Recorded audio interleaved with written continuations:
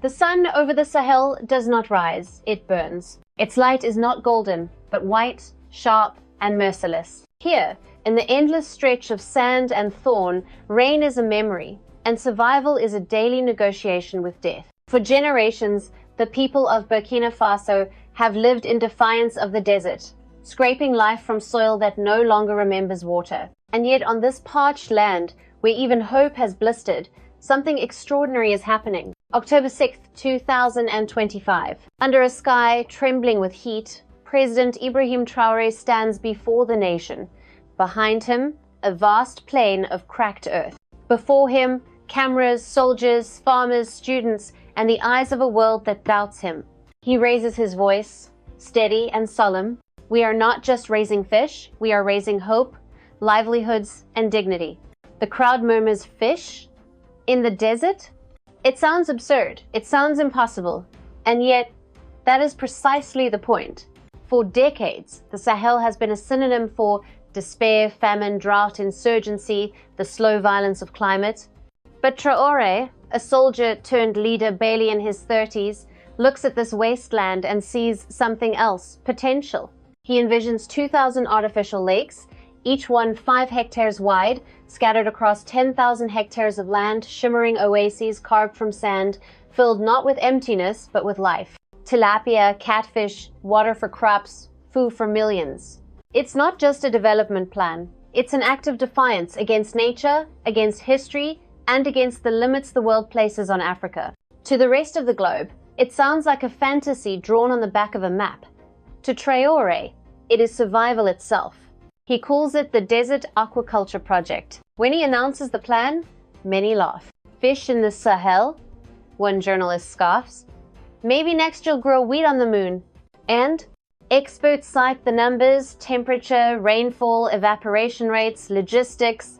Everything screams failure. Even his allies whisper, it's too ambitious. But for Traoré, ambition is the only language left when survival has no translation. He believes that if the world has the resources to wage war, it has the duty to wage life. If nations can spend billions on conflict, he says, then we can spend millions to ensure our people live and thrive. This is the only battle worth fighting. End quote. And so, the war begins not with bullets, but with bulldozers. In the weeks that follow, the first crews arrive. They dig through the Sahel's cracked crust, carving wide basins into the dust. Solar panels rise like metallic sunflowers, waiting to feed pumps that will draw groundwater to the surface. To the untrained eye, it looks like madness, a nation betting its scarce fortune on water that may never come. But to those who have lived their entire lives in thirst, it looks like the first sign of rain. A farmer named Issa Kone watches from the edge of his barren field in Bobo Dioulasso. He has seen promises come and go, roads half built, wells gone dry.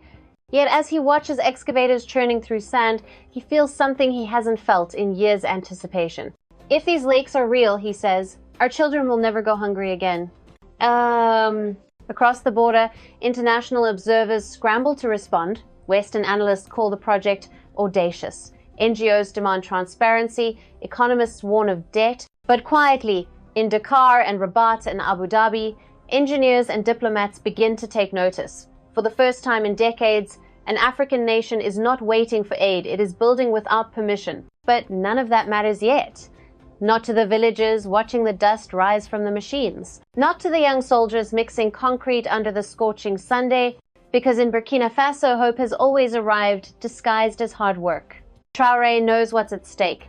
He has seen insurgents exploit hunger and despair, seen young men trade plows for rifles because hunger is louder than ideology. He understands that every drop of water poured into these lakes is a weapon against chaos, that feeding a nation can be the surest form of defense. He does not promise miracles. He promises effort. We are not waiting for the world to save us, he tells the nation. We will save ourselves. The speech ripples across the airwaves beyond the capital of Ouagadougou, through villages that have forgotten what leadership sounds like. Some cry, some curse, most simply wait, because in this land, hope is proven not in words, but in water. The first test comes weeks later. The pumps hum, the basins fill, and for the first time, sunlight dances on the surface of a man-made lake in the middle of nowhere. Children run toward it, laughing. Women touch the water with disbelief. Old men kneel, tasting it as if to confirm it's real. From the surface of that lake, a reflection stares back not just of faces, but of a nation rediscovering itself. The story spreads. Burkina Faso is trying to make fish swim in the desert. Headlines read half mocking, half amazed. But underneath the skepticism, something shifts. People begin to wonder, what if he's right? What if Africa's future doesn't lie in waiting for help, but in believing that even the impossible can begin with a single drop of water? In that moment, under the blinding Sahel sun, a new kind of revolution is born not through rebellion, but through creation. A revolution of faith, of work, of dignity. And as the first schools start teaching aquaculture to children, as farmers prepare to plant mangoes beside the lakes, and as the sound of running water replaces the silence of drought, a realization settles over the land. Burkina Faso is no longer asking the world to see its suffering. It is demanding the world to witness its transformation, because this is not a story about fish. It's about the courage to dream when everything tells you not to. It's about a man who stood in the desert and declared, life will return here. And somehow, impossibly, it did. On October 6, 2025, President Ibrahim Traoré officially launched the Desert Aquaculture Project in Burkina Faso, marking a bold new chapter in the Sahel's fight against drought and food insecurity. The plan calls for 2,000 artificial lakes, each approximately 5 hectares, totaling 10,000 hectares. These lakes are designed to produce tilapia and catfish, while also providing irrigation for complementary crops such as tomatoes, onions, and mangoes. The project aims to generate 15,000 low, 20,000 tons of fish annually, directly supporting over 70,000 rural households and creating around 12,000 new jobs in farming, aquaculture, management, and processing facilities. Beyond food security, the initiative will spur local economies, offer training programs in sustainable aquaculture, and integrate solar-powered water pumps to reduce dependency on expensive fuels. Traoré emphasized the dual purpose of the project. We are not just raising fish. We are raising hope, livelihoods, and the dignity of our people. Every lake is a promise of survival and self-reliance. The announcement immediately sparked a mixture of optimism and skepticism. Farmers in Ousbassan, Cascades, and Sahel regions expressed cautious excitement. If these lakes deliver as promised, our families will never go hungry again, said Izakoni, a maize and vegetable farmer near Bobulasso. Meanwhile, political opponents questioned the feasibility and cost, with initial investment estimated at 180 million. Critics argued that Burkina Faso's limited budget and security challenges could hinder implementation. International observers, including NOS's and Africa-focused media, recognized the potential impact but urged transparency and proper oversight. TR, however, framed the debate around survival and sovereignty. If nations can spend billions on conflict, we can invest millions to ensure our people live and thrive. This is the only battle worth fighting. As engineers began surveying sites and mobilizing resources, the nation watched closely. The scale of 2,000 lakes and 10,000 hectares of the water infrastructure turned a previously abstract idea into a tangible, audacious plan. But this ambitious vision is just in the beginning. The challenges ahead could test Burkina Faso's resilience and the courage of its people. Despite the excitement surrounding the desert aquaculture project, skepticism quickly emerged across Burkina Faso. Raising fish in a semi-arid region of the Sahel is unprecedented. Critics highlighted technical challenges, maintaining water quality in 2,000 artificial lakes, preventing diseases among tilapia and catfish, and sustaining water levels amid irregular rainfall. Engineers warned that without proper oversight, ponds could dry out and fish mortality could undermine the entire initiative.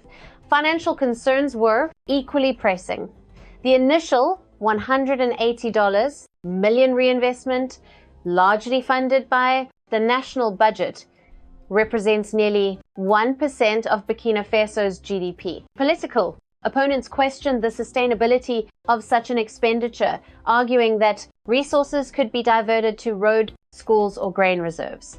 At the Macabre, a prominent opposition leader remarked, "This is a gamble. If the lakes fail, Burkina Faso will face a crisis of trust and credibility." Even local farmers expressed cautious optimism mixed with worry. While the promise of reliable protein and irrigation is enticing, they feared mismanagement or monopolization of resources by elites. Communities asked, who will control the lakes? How will profits and fish distribution be managed? International observers echoed these concerns. NOSs like World Fish and WaterAid applauded the vision, but warned about logistical bottlenecks, from importing pumps to training local technicians. Meanwhile, media outlets covering Africa news highlighted the audacity of Traoré's plan, while noting the very real possibility of failure. Yet, amidst the doubts, Traoré's rhetoric struck a chord. He framed the project as a matter of national survival, not merely an economic or technical endeavor. We do not invest in fish for profit alone. We invest in life and dignity, in Burkina Faso's sovereignty. His words energized supporters, students, and civil society organizations, transforming skepticism into a tense anticipation. The nation stood at the crossroads. Could Burkina Faso translate an ambitious plan into practical results? Or would it become another story of dashed promises as excitement and doubts collided?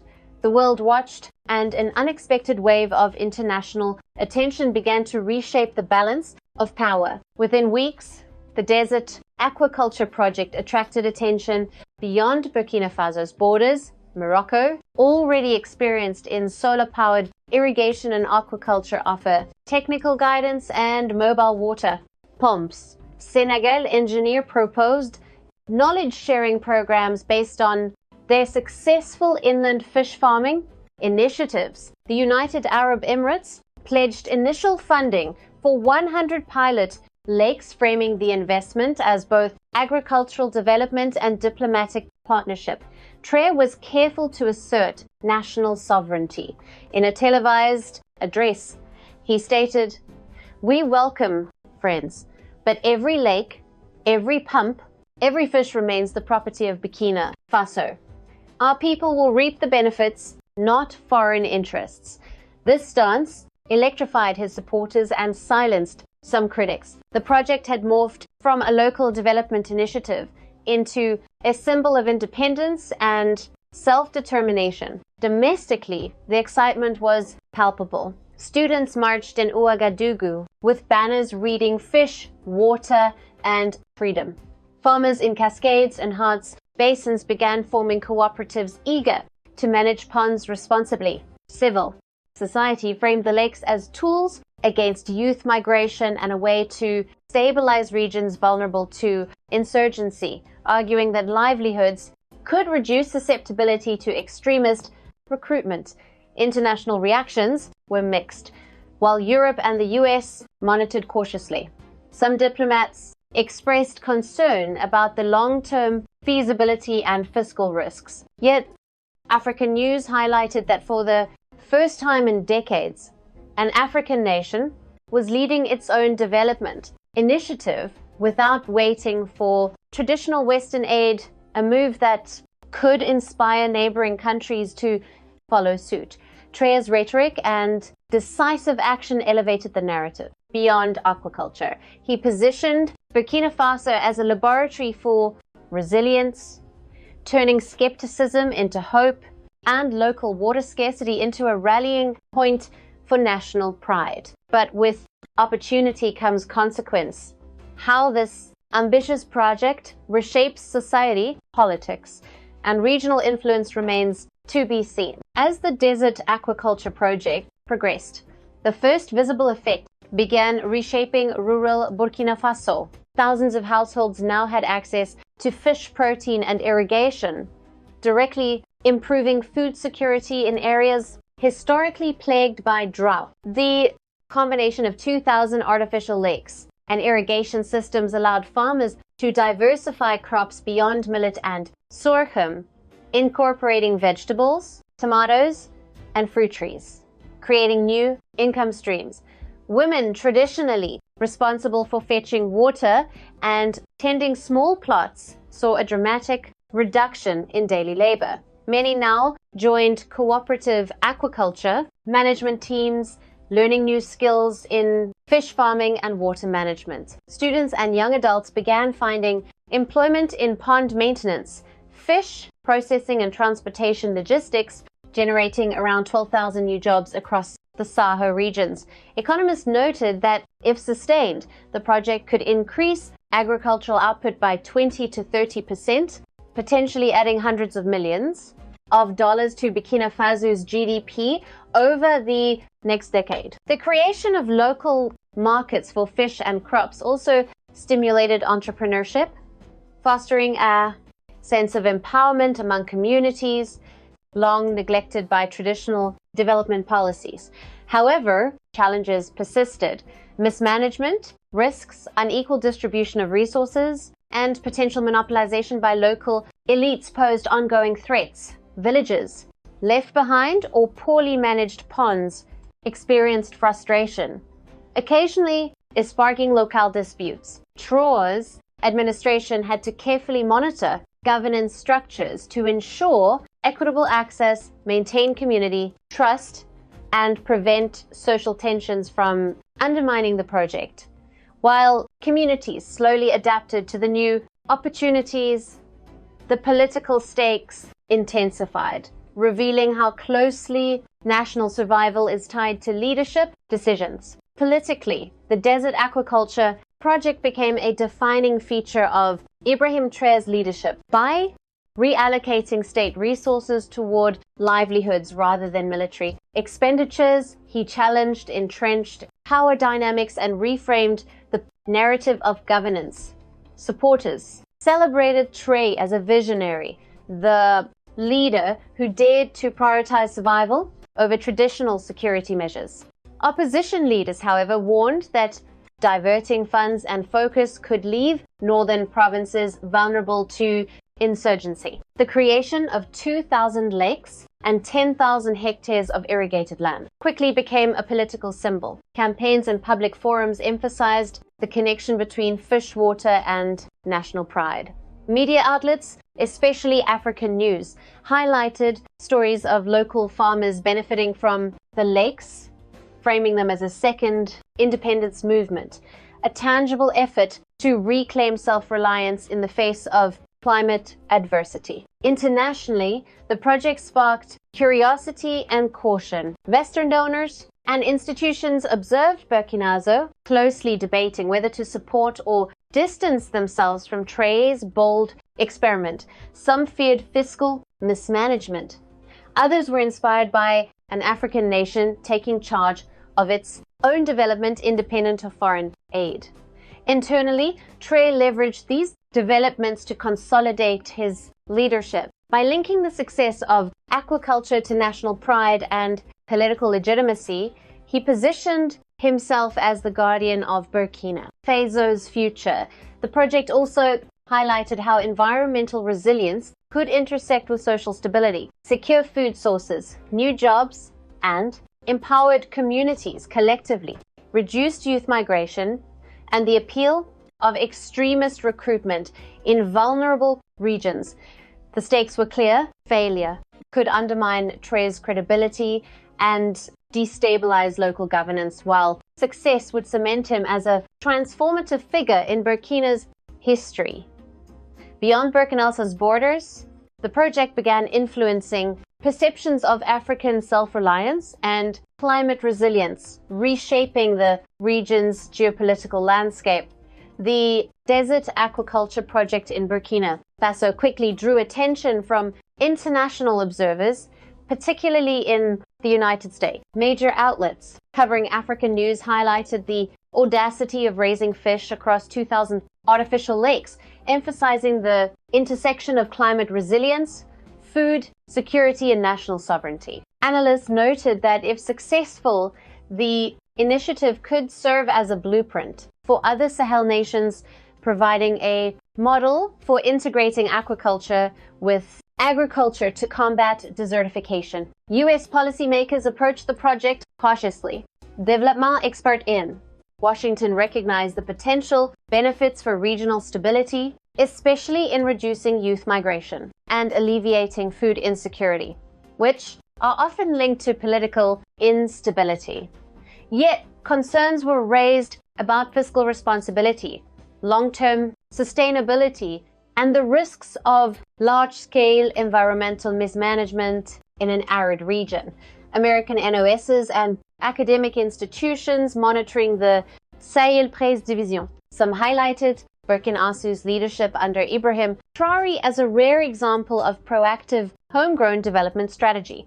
This is not merely a fish project, stated one researcher from a US-based think tank. It is a statement that African nations can innovate and address climate challenges on their own terms. Meanwhile, media coverage framed Traoré as both audacious and controversial. Headlines questioned whether Burkina Faso could deliver on such an ambitious plan. Could 2,000 lakes focus to West Africa, where Russia continues to deepen its ties, create and sustainable jobs? Or would the ponds fail to meet production goals? This duality captured the imagination of American audiences, particularly those interested in African news development and climate resilience stories.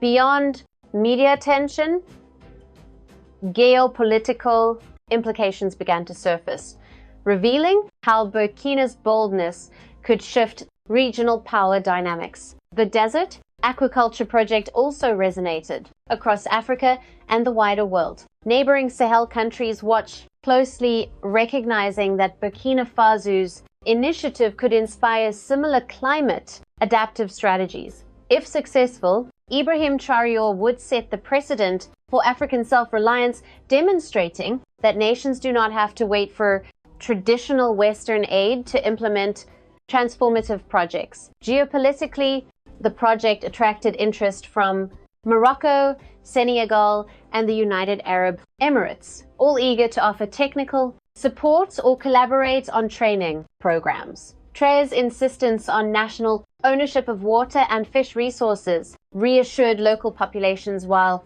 signaling to foreign partners that Burkina Faso would not compromise sovereignty for investment. In the United States, analysts debated the broader significance. Some saw the project as a potential stabilizer with economic opportunities, reducing migration and conflict risk.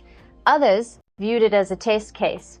If Burkina Faso succeeds where others have struggled, it could encourage similar programs throughout arid regions in Africa, altering development strategies and donor priorities. The narrative of resilience, innovation, and leadership resonated with global audiences. Coverage emphasized how Burkina Faso, under Traoré's leadership, was challenging assumptions about what is possible in the Sahel. By linking aquaculture, agriculture, and social development, the project became more than a national endeavor. It was a story of African ingenuity confronting climate adversity head-on. The Desert Aquaculture Project's success or failure could redefine perceptions of African self-determination and inspire international discussions about sustainable development models tailored to local realities rather than imported templates. Yet, just when the world began to take notice, an unexpected twist in the project threatened to reshape Traoré's political standing and Burkina Faso's destiny. In early November 2025, just weeks after the initial lakes began filling, Burkina Faso received an unexpected wave of support that transformed the Desert Aquaculture Project from a national experiment into a regional gameker. Several African nations, including Senegal and Morocco, pledged additional breakaway technical states and of financial Burkina Faso assistance, and Mali while Private investors from the Gulf offered solar-powered aeration systems and water treatment technology. This sudden influx of expertise and capital caught critics off guard. Those who doubted Traoré's vision now face the reality. The initiative was no longer a purely domestic project. It had become a symbol of African cooperation and self-reliance led by Burkina Faso. The narrative shifted, portraying Traoré not as a controversial transitional leader, but as a strategic thinker, capable of uniting nations around a shared goal. Traoré seized the moment to reinforce his message. We welcome friends, but Burkina Faso decides its own destiny. Our lakes, our people, our future. His statement resonated deeply with citizens, journalists, and international observers alike. Suddenly, the project was about more than fish or irrigation. It was a statement of sovereignty and leadership, elevating Burkina Faso's standing in the Sahel. As foreign aid agencies recalibrated their positions, Traoré's opponents found themselves in a delicate situation. Criticism of the project now risked appearing out of touch with both national pride and regional momentum. Political dynamics shifted, with Traoré's approval ratings rising sharply and his position as a transformative leader solidifying. With this newfound momentum, the desert aquaculture project began influencing more than just livelihoods. It reshaped regional politics and Burkina Faso's identity. The twist extended beyond immediate support. It amplified Traoré's image on the international stage. Global media, covering African news, highlighted Burkina Faso as a beacon of climate resilience, innovation, and governance. Analysts in Washington, Brussels, and Abuja began discussing how Ibrahim Traoré's leadership could redefine expectations for African leaders facing climate crisis. Locally, citizens felt empowered. The successful filling of the first lakes, along with visible fish, harvests, and thriving crop irrigation, created tangible proof that the project was not a symbolic gesture but a practical solution with measurable results. Communities rallied, school programs integrated aquaculture, education, and youth cooperatives emerged to manage new employment opportunities. Traoré's insistence on national ownership of resources became a political master stroke, reinforcing trust in leadership while signaling to foreign partners that collaboration would never compromise sovereignty. In one striking instance, a televised address celebrating the first fish harvest emphasized Burkina Faso will feed its people, empower its communities, and lead by example. This is our time to rise internationally. The story inspired other Sahel nations to consider similar initiatives. Burkina Faso was no longer a passive recipient of aid. It was a laboratory for African-led solutions, showing that innovative approaches could confront climate challenges while boosting political legitimacy. The desert aquaculture project had transformed from a domestic development plan into a symbol of leadership resilience and the power of vision, cementing Traoré's reputation as a transformative figure in African politics.